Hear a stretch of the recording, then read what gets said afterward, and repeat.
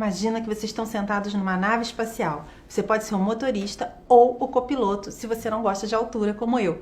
Você pode estar só assistindo TV em casa e vendo o homem chegar num planeta desconhecido e que tem frutas, minérios, água, para nossa surpresa. Deve ter sido assim que se sentiram os fenícios e os hebreus que chegaram à América mais de 1000 anos antes de Cristo. E tem provas. Então, vamos às provas. O historiador Diodoro de Sículo, que quer dizer Sicília, da onde ele vinha, viveu entre 90 anos antes de Cristo e 1 antes de Cristo. Ele deixou uma compilação de obras anteriores a ele, nas quais ele narra a empreitada fenícia ao continente das Américas com as mesmas características nas formas que ela foi contada a viagem de Cabral. Ele só não fala que é a América, mas é um continente desconhecido, né? Imagina que esse homem ele tinha acesso a uma série de textos que a gente já não tem mais acesso hoje em dia, né? Só para a gente pensar, a Biblioteca de Alexandria foi destruída depois de Cristo, né? Ele estava antes de Cristo. E dizem que na Biblioteca de Alexandria existiam livros até sobre Atlântida. Não que ele estivesse lá na biblioteca, mas que ele tinha acesso a livros que já não existem mais. Uma outra prova muito interessante é que existe num museu no Líbano uma moeda fenícia que foi cunhada com o continente das Américas, né? Mas principalmente existem hipóteses linguísticas, né? As inscrições na Pedra da Gávea em fenício antigo, existem inscrições na Amazônia que remontam a mais de 3.000 inscrições, com poucos registros, e toda uma pesquisa também no Nordeste, especialmente em Pernambuco. Vamos focar nessas inscrições que existem ao longo do rio Paraíba, porque as águas desse rio vão nos levar até a vinda dos hebreus para o Brasil. Entendam que nessa época os fenícios e os hebreus escreviam a mesma língua, né? No dia 13 de setembro de 1872, o Instituto Histórico e Geográfico do Brasil, que o seu presidente vinha a ser o Marquês de Sapucaí, recebeu a notificação em Pouso Alto, às margens do Paraíba, de inscrições gravadas em uma pedra. O francês Ernest Renan afirmou que eram inscrições de fenício, de idade de cerca de 3.000 anos. Nos anos 60, no ZEUA, Cyrus Gordon, de uma faculdade de Boston, né, que era uma autoridade em línguas mediterrâneas, confirmou serem inscrições fenícias e as traduziu. Gordon era da opinião que essas inscrições continham elementos de um estilo fenício que eram desconhecidas no século XIX e que isso garantia sua genuidade, né? Seu texto em português é: somos filhos de Canaã, de Sidom, a cidade do rei. O comércio nos trouxe a esta distante praia, uma terra de montanhas. Sacrificamos um jovem aos deuses e deusas, exaltando no ano de 19 de Irão, nosso poderoso rei. Embarcamos em Ezion-Geber, no Mar Vermelho, e viajamos com 10 navios. Permanecemos no mar juntos por 2 anos, em de volta à terra pertencente a Ram, África. Mas fomos separados por uma tempestade. Nos afastamos de nossos companheiros e assim aportamos aqui, 12 homens e 3 mulheres, numa nova praia. Eu, almirante, controlo esta praia, mas auspiciosamente passamos bem. Estamos fazendo sacrifício. Aí ele fala alguma coisa sobre sacrifício a deuses e deuses. Há muita discussão sobre a autenticidade desse material. Alguns pesquisadores acham que ele não é verídico e outros acham que é, né? Mas como a gente chega a Salomão, né? Em 1008 a.C., Salomão fez uma aliança com o rei Irã para navegar e trazer riquezas para construir o templo, para colocar a Arca da Aliança, uma promessa do pai dele, Davi. Como você sabe disso, Patrícia? Porque está escrito literalmente na Bíblia. Eu vou ler. O rei Salomão construiu também navios. O rei Irã enviou marinheiros fenícios experimentados para acompanharem Salomão. Assim navegaram até Ofir, de onde levaram mais 14 toneladas de ouro. E aonde fica Ofir, né? Algumas pessoas acham que as minas de Ofir estão associadas à rainha de Sabá, já que ela era um personagem que foi visitar Salomão levando muita riqueza e muito ouro, e que dizem que ela veio de longe, né? Trazendo todos esses presentes com uma grande caravana.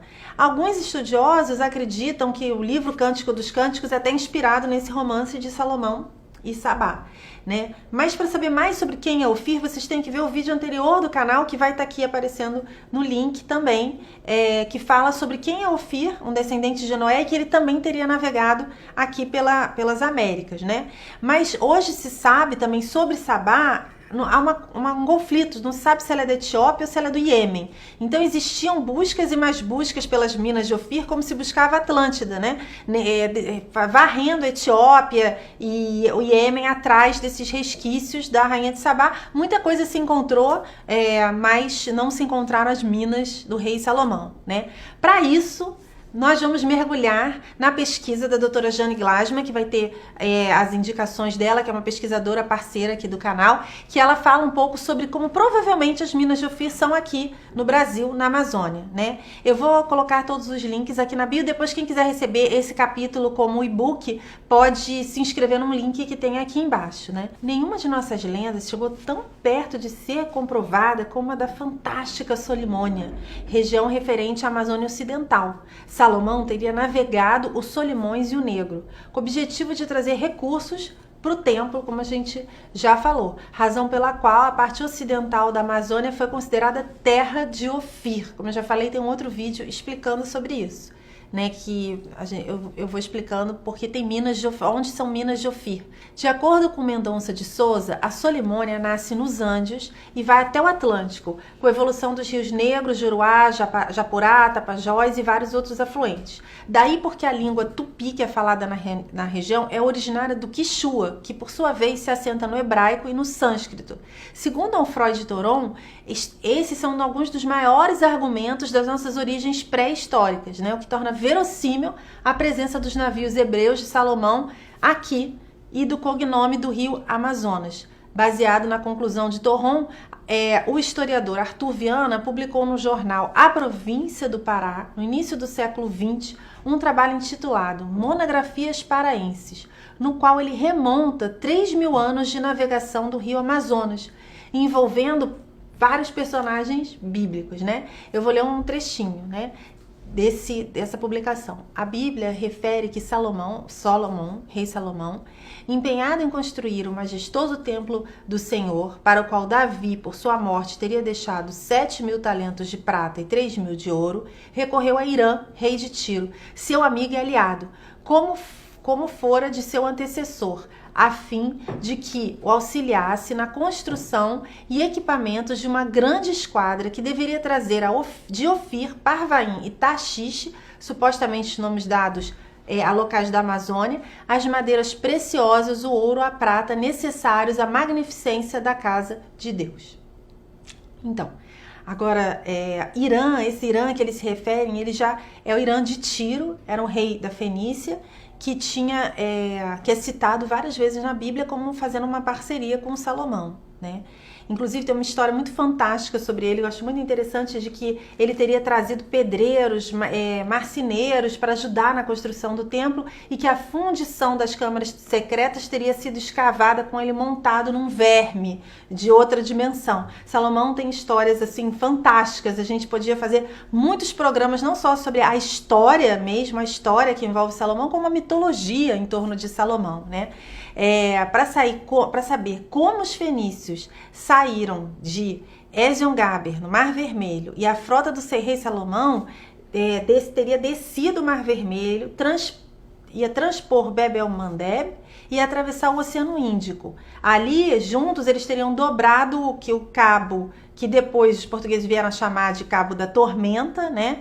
E se unido para vir até a América. Então, uma vez que eles todos estavam reunidos no Atlântico, como combinado, sustenta o Freud de Toron que eles tomaram a direção da América e subiram o Amazonas até o curso superior, em Parvaim, Taxixe, Solimões e outros pontos localizados na América do Sul setentrional, né? Os navios receberam os preciosos carregamentos de ouro e prata que estão citados na Bíblia, né? E madeiras. Há versões que grande parte da frota da mais famosa expedição do rei Salomão teria se perdido no Mar Tenebroso, que é como os navegadores se referiam ao Atlântico, né? Guarda essa informação para depois entender como a gente tem índios descendentes de hebreus, hipoteticamente, né? É uma teoria de que isso é possível. Toron tenta demonstrar pela filologia, pela linguística, como Parvaim, Ofir e Taxixe são no Brasil. Ele começa pela análise toponômica de Parvaim. O livro 2 de Crônicas fala que Ele ornou a sala com pedras preciosas do ouro de Parvaim. Crônicas 3:3-5. Para Toron, essa Parvaim... Uai, seu app de vídeos curtos.